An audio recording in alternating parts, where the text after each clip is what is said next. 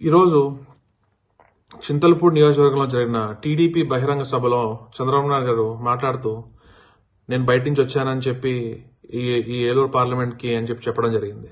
ఇది చాలా హాస్యాస్పదంగా ఉంది. నేను కార్మూర్ నాగేశ్వరరావు గారి కొడుకుని. కార్మూర్ నాగేశ్వరరావు గారు ఉమ్మడి పశ్చిమ గోదావరి జిల్లా ముద్దుబిడ్డ. ఆయన ఇక్కడ జడ్పీ చైర్మన్గా పనిచేశారు. ఆయన ఇక్కడ 2019 దెందూరులో పోటీ చేయడం జరిగింది. ఇక ఈ జిల్లాతో ఆయనకి విడదీయలేని సంబంధం ఉంది.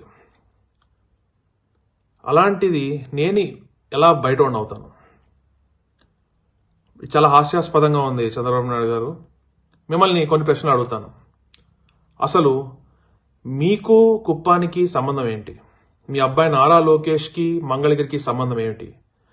మీ బామ్మర్ది బాలకృష్ణ గారికి హిందూపురంకి సంబంధం ఏమైనా ఉందా? అసలు లేదు.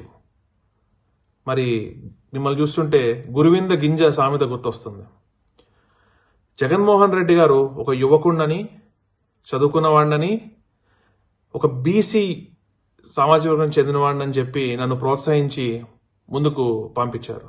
నేను ఆయన స్ఫూర్తిగా తీసుకుని అన్ని వర్గాల వారిని అందరినీ కలుపుకుంటూ ముందుకెళ్ళి ఈ పార్లమెంట్కి మంచి చేద్దామని చెప్పి నేను నడుం బిగించాను. కానీ ఇలాంటి మాటలు చాలా హాస్యాస్పదంగా ఉన్నాయి. మీరు గతంలో ఎక్కడో పాయకరావుపేటలో ఉన్న అనిత గారిని తీసుకొచ్చి కొవ్వూరులో పోటీ చేయించడం జరిగింది. మీరు ఎక్కడో ఉన్న గల్లా జయదేవన్ గారిని తీసుకొచ్చి ఇక్కడ గుంటూరులో పోటీ చేయించడం జరిగింది. మరి మీరు ఇలాంటి మాటలు ఇంత వయసు వచ్చాక కూడా ఇలాంటి మాటలు మాట్లాడడం చాలా హాస్యాస్పదంగా ఉంది. కాబట్టి చంద్రబాబు నాయుడు గారు మిమ్మల్ని కోరేది ఒకటే, పాత రోజుల పాలిటిక్స్ అయిపోయినాయి.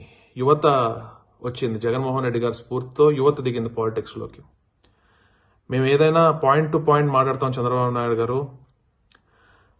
మీరు డెవలప్మెంట్ సంక్షేమ పథకాల గురించి చర్చకి మేము రెడీ.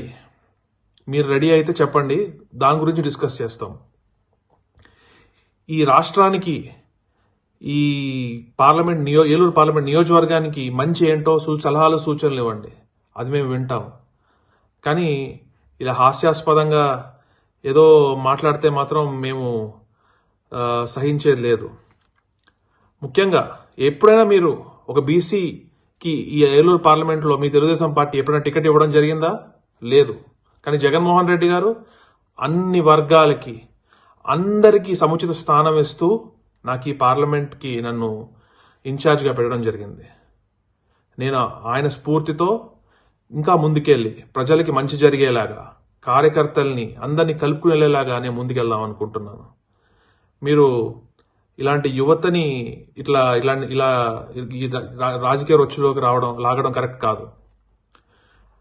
మీరు యువత తరఫున ఒకటి అడుగుతున్నాను నేను, అసలు సెల్ ఫోన్కి మీకు సంబంధం ఏంటండి?